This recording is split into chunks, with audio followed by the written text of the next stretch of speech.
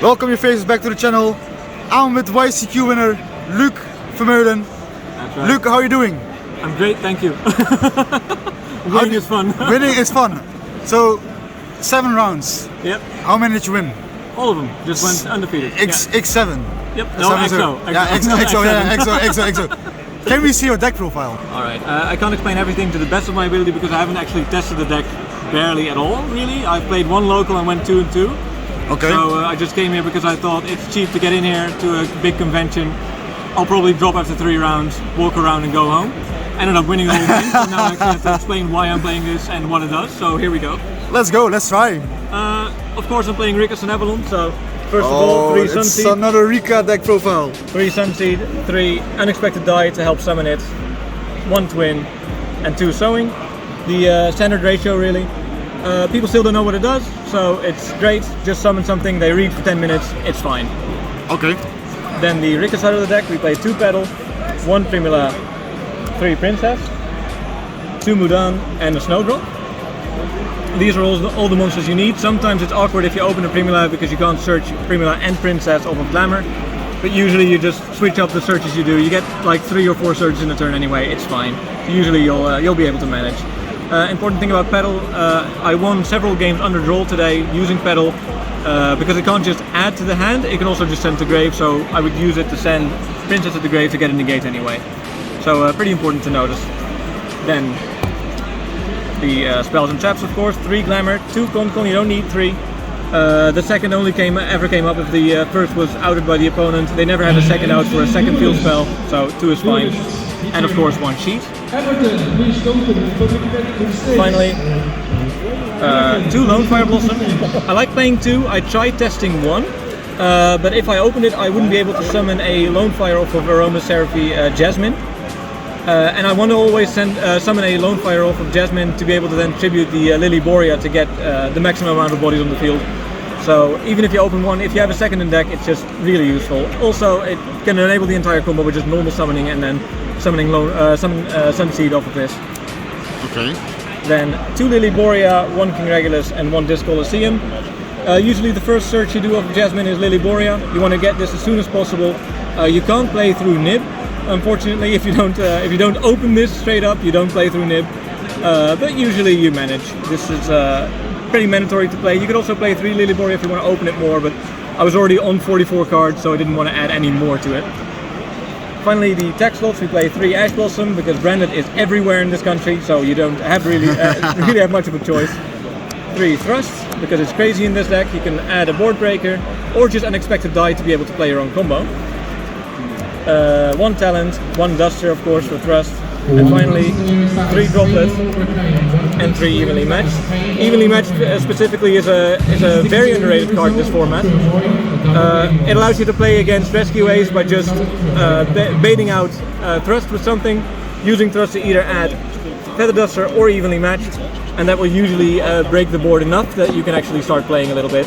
So even though the engine in itself of this deck often isn't strong enough to break an entire board, being able to play Thrust with a couple of targets usually does the trick. Nice. So that's it for the entire main deck. The extra deck is pretty much the basic extra deck for this type of deck. There's very little changes. I'll show the stuff that is specifically different most of all. Of course, 3 Dyrus, 2 Healer, 2 Jasmine, Malleus, Bengal Lancer, and a Dance Peon. These are all mandatory. No one should ever touch any of these ratios. You need those. This is perfect. This is already sold. Why touch it? Then, of course, we play 2 Strenna. A second copy doesn't come up often, but it can come up in the grind game to add back Rikka Sheet. So definitely recommend playing 2. It's very useful. And of course, 1 Hyper Item, 1 Teardrop. The targets for Senna or just summon outright using Snowdrop. And finally, we don't play Thrasher anymore. We now just play 1 Little Knight.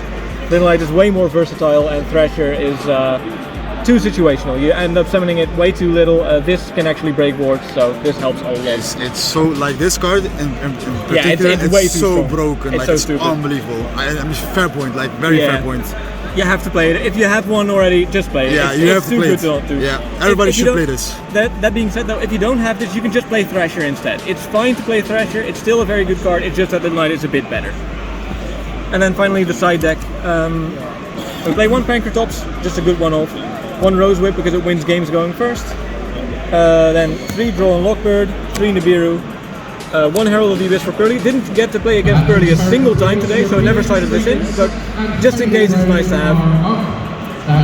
3 Eclipse, also for Pearly, but still useful against other decks like Unchained. Still use it a couple of times today.